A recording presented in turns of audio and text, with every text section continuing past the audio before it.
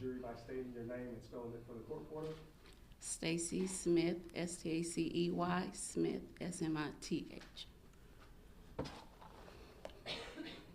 And Ms. Smith, how are you employed? How am I? Yes. Oh, Where do you work? I was with Methodist Medical Center. Okay, what do you do now? I'm a psychiatric nurse practitioner. And how long have you been doing that? I've been doing that for about 3 years. Before that, I was a registered nurse with Methodist for almost 21 years. And so you said that you were a registered nurse with Methodist for 21 years. Almost 21. Okay, almost 21 years. Were you working there in that capacity on October the 22nd, 2022? Yes. Okay. So let me take you back to that date, October the 22nd of 2022. What was your role with Methodist at that time? I was a staff nurse. On that day, I was serving as a charge nurse. Okay, and what is the duties of a charge nurse? What does that mean for the jury? You just kind of oversee the unit. If anyone needs assistance with patients or anything, they'll come in. You're a resource for like anyone to help with the patients. You do staffing. You make assignments for new patients coming to the unit and just like make sure things are running smoothly. So would you consider that to be sort of like a supervisory role for the other nurses? For that day, yes, you are the supervisor. And on that particular day, do you recall how many patients were in the unit at that time? And let me just clarify for the record, what particular unit were you working in that day? I was on the mother-baby unit, and it was 4 Shingle Tower. And when you say 4, is that referring to the fourth To the floor? fourth floor. And for the record, can you spell Schenkel for the court reporter?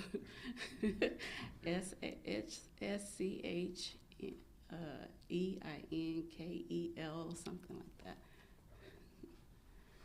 Do you recall how many patients were on the unit at that time, on that day?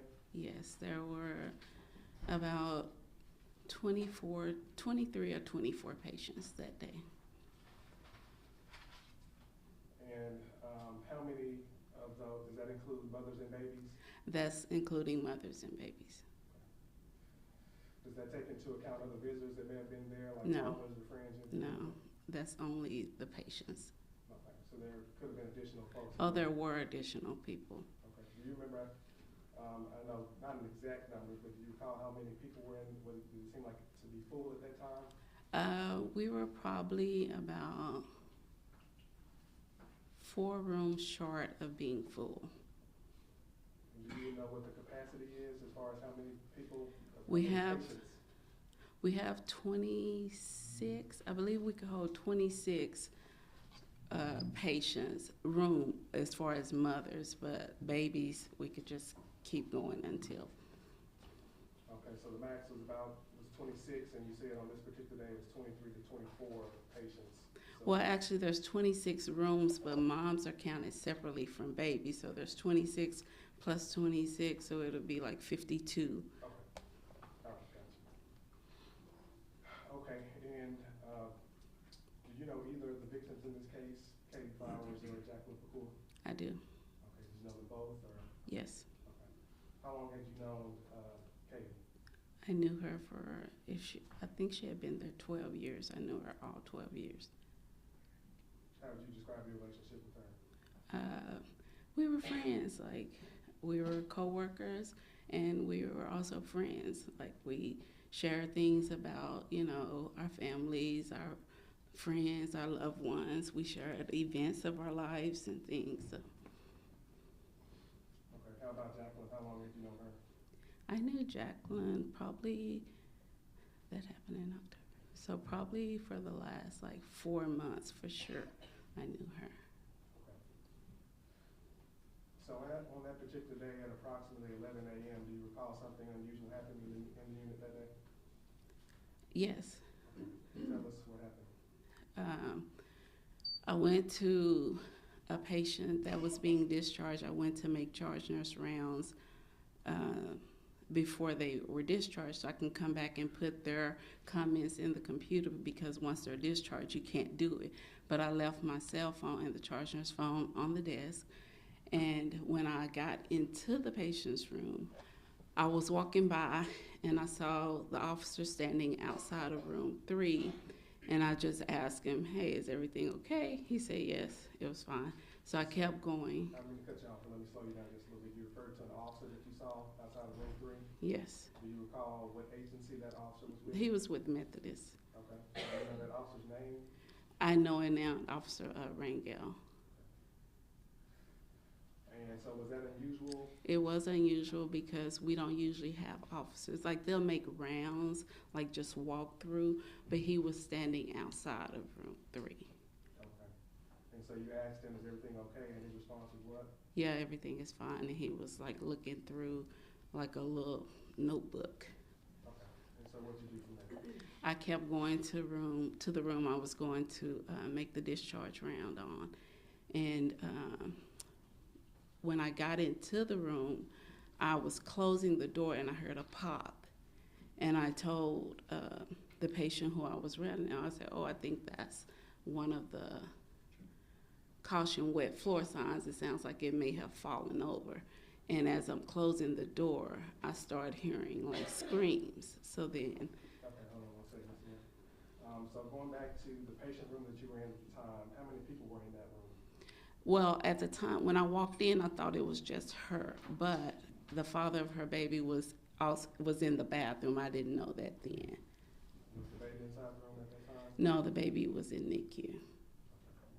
And so you had testified that when you were closing the door, you heard a popping sound? Yes. Okay. And at that point in time, you did not realize that this was a gunshot? No. You thought that it was, you said, I thought it was like the caution wet floor, when it falls over, it makes a pop. I thought that fell over. okay. And so immediately after that, you said that you heard screaming, is that correct? I started to hear scream. Can you describe for the jury what you heard? I just heard like someone screaming, stop it, or something to that effect. And then that's when I walked out of the room trying to see what was going on, because when I heard the scream, I didn't know why this person was screaming, but I could hear like in the direction of where the scream was coming from. The voice that you heard, did it sound like a female voice or a male voice? It sounded like a female. Okay, so you testified just now that it was something along the lines of "stop it" or something like that? Yeah. Okay. And so you come out into the hallway, and what do you see? When I come out of the hallway, I see I see him standing in the doorway. Like, the door to room 6 is closed, like just about closed, only about that much open. He's standing in the doorway, and he's standing out there, and he's pointing a gun out like this, and he's just like looking and just shooting. Okay, so you referred to room number 6. Is that where the individual that you saw shooting was located? That's where I saw him at. Okay, and you were in room what at that time? I was in room 11, so 9 and 11 are here. No, I'm coming out of room 11, but 9 and 11 are here. 5 and 7 are here, and he's shooting out between like 5 and 7. And so the individual that you saw that was shooting, did you get a good enough look at that person to identify that person? Yes. Did you see that person in court today? Yes. If I'm seated in seat number 1, my co-counsel is seat number 2, all the way down the line, what seat would he be 5. located in? May the record reflect this witness as identified in the court. Open court. The record will so reflect. Thank you. And so you indicated that you saw the individual with the gun pointed out and firing, is that correct? Yes. How many times, if you recall, did you see them fire? Twice. Could you see anybody else in the hallway at that time? Annette. Where was she in relation to where the shooter was located? Annette was like in the hallway by like room 5 and 7, but standing on that side of the hallway, and he was over like right, like as if he's coming out of room 6. He was over on the even side of the hallway, and she was a little bit over. And so with respect to the direction in which he was firing, how was that in relation to where Annette was standing? It looked like he was firing at her, but I didn't know if somebody came out of room 5 or 7. I didn't know. Did you see anybody else in the hallway at that time besides Annette? No, Okay. Do you know where the officer was at that time? I don't.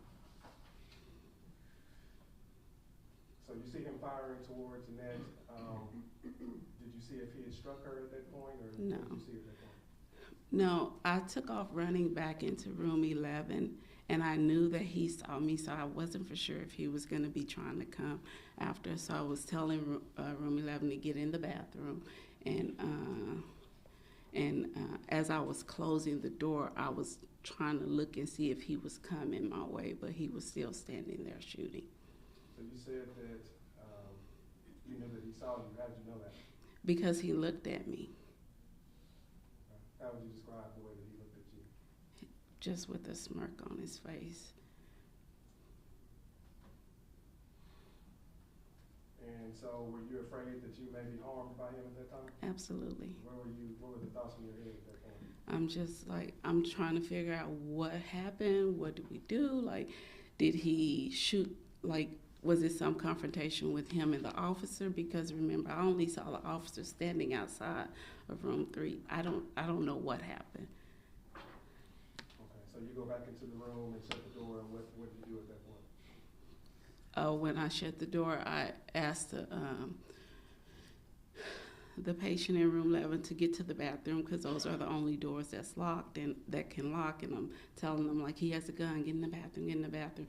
So I try to, like, pick up and call Methodist police from the room phone, but it goes to, like, an operator. So I run in the bathroom, too, because I don't know if he's coming down the hallway or not. And then when I get in the bathroom, I see that the patient, the father of the baby, he is in the bathroom. The patient's boyfriend is in the bathroom, and I'm asking them if anyone has a phone I can use. And so they let me use the phone, and I try to call Methodist police, but I'm not getting anything, so then I call 911. And so going back to the point in time, either before or during the shooting, did you hear this individual, the defendant, say anything? Yes. What did he say? I was hearing them say, put him down, or give him, he said, put him down, give him to me. And like, he was just saying, I mean, it was so much yelling in between all of that. Like, I heard her, like, a female screaming, and then I heard him saying, give him to me. And I heard her say, no, I'm not giving him to you. So when he said give him to me, do you know what he was referring to? I thought he was referring to the baby. Could you see any of what was going on? I could only hear everything. At what point were you able to actually come out of the room after that? I came out of the bathroom once, like, when I didn't hear, like, any more shots, because I'm trying to peep out the door to see, okay, did we get any help up here? And I peep out the door, and I see there are officers there. So then I go back in the bathroom and lock the door.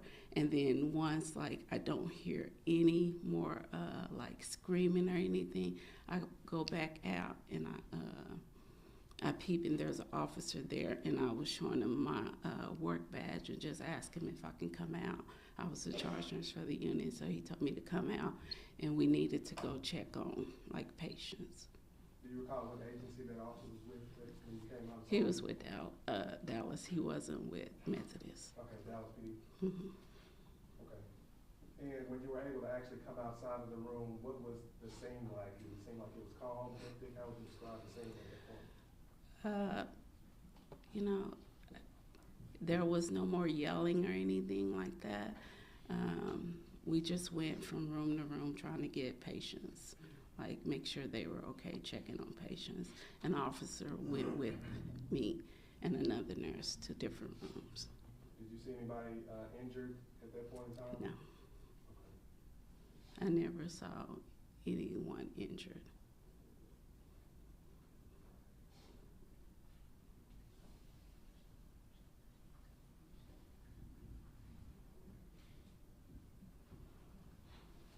So you keep referring to the female voice that you heard. Do you recall any other specific statements that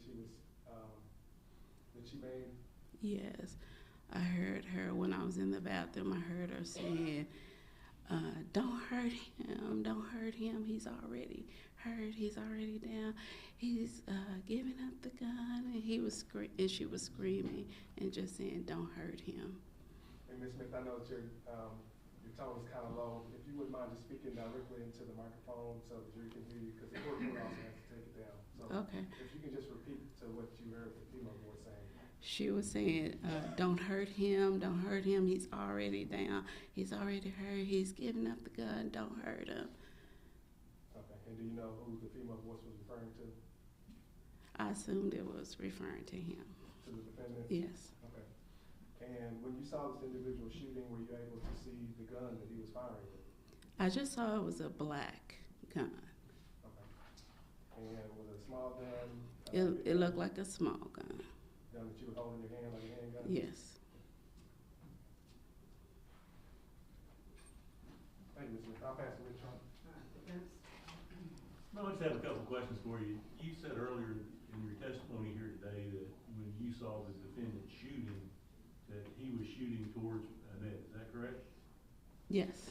Do you recall being interviewed by these two prosecutors as well as Investigator Swain from the District Attorney's Office back on September the 18th of 23? I do. Yes. You recall at that time that you told them that you saw the defendant shooting a gun out towards a couple of rooms, but you couldn't tell what he was shooting at?